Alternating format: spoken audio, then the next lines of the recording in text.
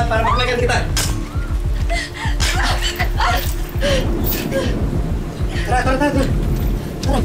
Leila! Nay! Itatapos, Clara. Di po. Buti na lang umuwi ako agad. Dahil ang lakas ng ulan, tapos ang taas na ng baha. Siguro para na rin makita ko yung mga katarantaduhan mo. Hindi po kami tatakas, Nay. Tutulungan niya lang po ako makakit sa taas kasi po tumataas na po yung tubig eh.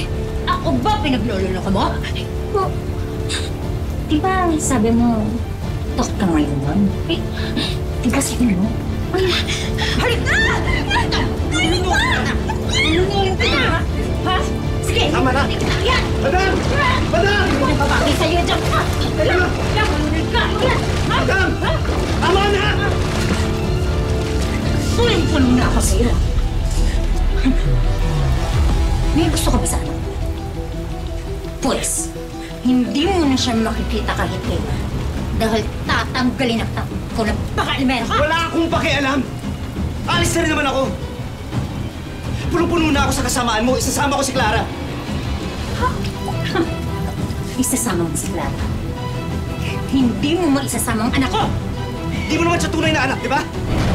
Palayain mo na siya! Ang sabi mo, Daniel?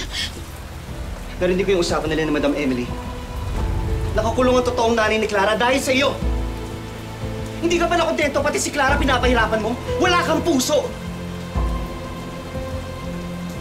Totoo ba yun? Totoo ba yun? Oo!